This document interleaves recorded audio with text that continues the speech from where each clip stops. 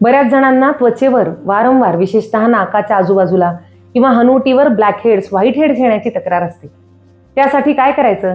एकतर त्यामुळे skin rough किंवा काळपट दिसते. मग घरच्या घरी काय करू शकता तुम्ही? तर त्यासाठी आधी थोडं निरसं दूध लावून चेहऱ्याला एक छान मसाज करायचा. अगदी थोड्या प्रमाणात नंतर वाफ घ्यायची.